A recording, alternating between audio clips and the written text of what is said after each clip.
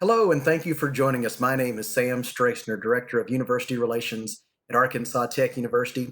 We have the privilege of being joined by Danielle Duggan, who is the winner of the 2020 Jill Lestage Brown Service Leadership Award at Arkansas Tech University, one of the top three senior awards presented at Arkansas Tech each year. And Danielle, first of all, thank you very much for joining us and congratulations. Thank you for having me, and it is an honor. So you had a little bit of a journey to get to Arkansas Tech. Came to us from DeQueen. If you could tell us a little bit why Arkansas Tech for you. Yeah, so my senior year of high school, I started looking at colleges, trying to find, honestly, the college that would give some scholarships. My parents told me if I got my college paid for, I could get any car I wanted. So that was a big incentive for me to get my college paid for.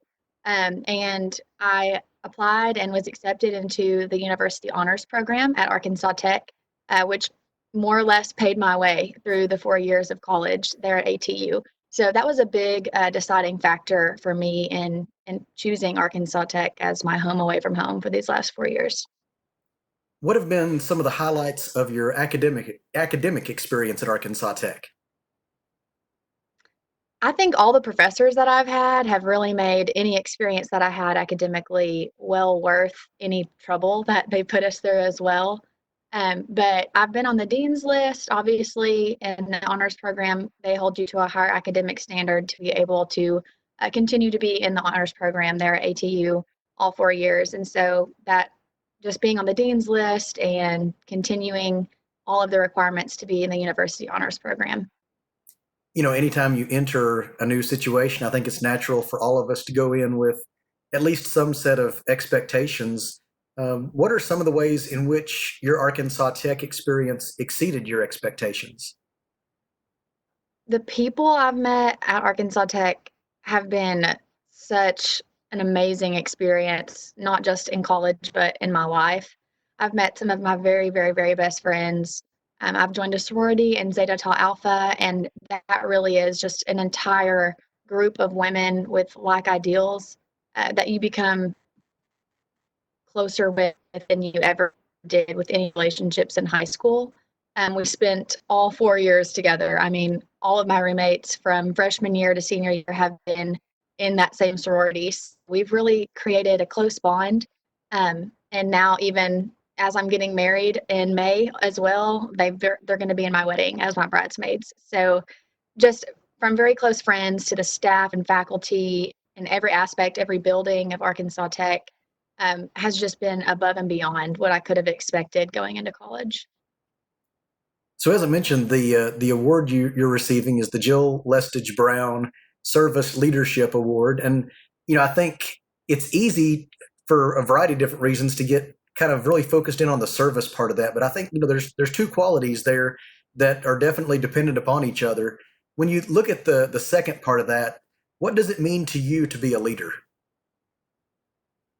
I think a leader is someone who makes more leaders and not someone that creates followers. A leader is someone who is a driving force for an issue or a problem that needs to be fixed. And so, in my view, as a leader, is to just be that driving force. For me, that issue that I wanted to be the driving force for was food insecurity and feeding people that need food. So, for as long as I can remember, since the eighth grade, that's been what I've been passionate about and what I've tried to continue creating more leaders to continue the cause and work towards ending that. What inspires and motivates you to work so hard on the behalf of others as it relates to food insecurity or any other cause that you might be taking up? I think the people that it impacts has a big impact on me.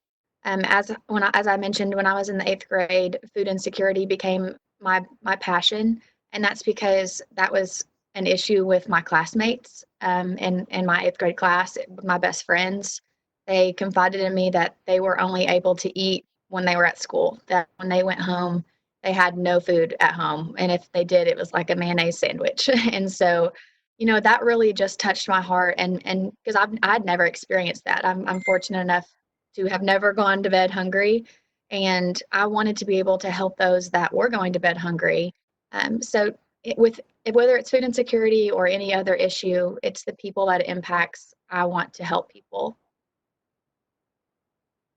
What are the rewards of service based upon your several years of experience of giving to others? What are the rewards that you've been able to gain from that experience?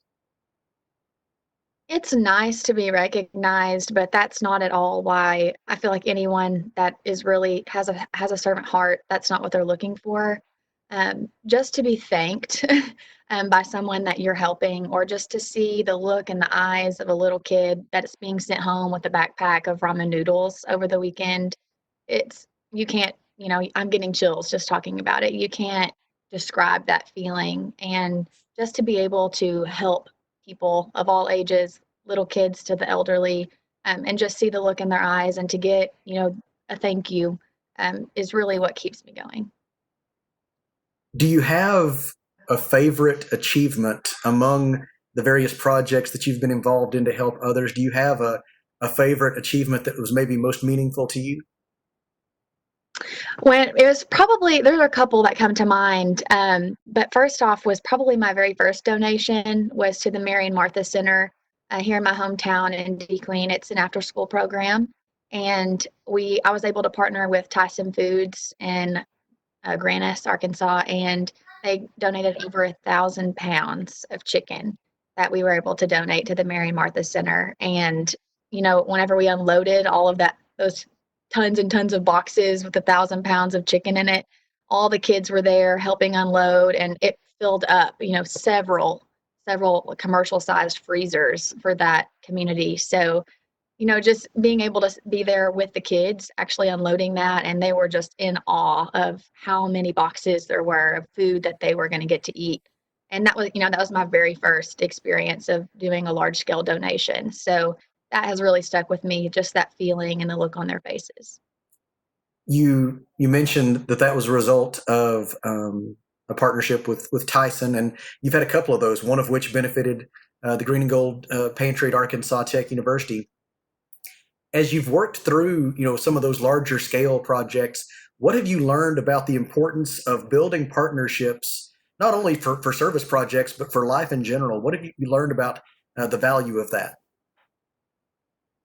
Communication is key, and you've heard that a lot. It's pretty cliche to say, but just being open and honest with your needs to those larger corporations, I think, is where it starts. Because corporations like Tyson Foods, they're able to provide and to give back and to give you what you need, but they have no idea you need it if you don't ask. And so I think just being the liaison between the need and the provider has really opened my eyes to just how important communication is, and letting people know that you need help, whether it is on a small scale or a large scale, and help will be given to you. Serving others has become such a large part of the Arkansas Tech University culture in recent years, and there's so many students that are doing so many worthwhile things out there, and so this award is hugely prestigious whenever you consider the amount, just the amount of quality service that's being performed at our university on an annual basis. What does it mean to you to be the winner of the 2020 Jill Lestage Brown Service Leadership Award? It's an outstanding feeling. There are hundreds, if not thousands, of people that this award could have gone to. And so just to be nominated and then have the opportunity to write the essay and even be considered for this award is, I can't put into words how thankful and blessed it makes me feel. And just to know that the work that I've done and the work that I will continue to do will continue to live on at Arkansas Tech through this award and the many recipients to come. There will inevitably be someone who will read this article, hear your words, and think, yeah, Danielle did that, but I could never do that. I could never do what Danielle did. What would you say to that person who has the servant's heart and wants to be out there helping people, but they just don't believe that they can do it? My dad always told me to always be aware of your surroundings. And I think that's what it takes to be a good servant of others. And he might have said that in a protective way, be aware of your surroundings. But to me, as an eighth grader, that was being aware that my classmates were not getting to eat when they went home. When I went to college, it was being aware that there were students that had to choose between buying gas for the vehicle that week or eating that week. And so I think just to be aware, you don't have to do anything on a large scale. You just have to be aware of what's going on, and where the need is, and then fill the gap. Is there anything else about your Arkansas Tech experience that you would want to share with people? Heck yeah, tech, yeah. That about sums it up. Absolutely. Well, Danielle, thank you very, very much for joining us. And congratulations on this award. Best wishes for your upcoming nuptials, and best wishes with everything else coming forward for you. Thank you so much. I appreciate it, Sam.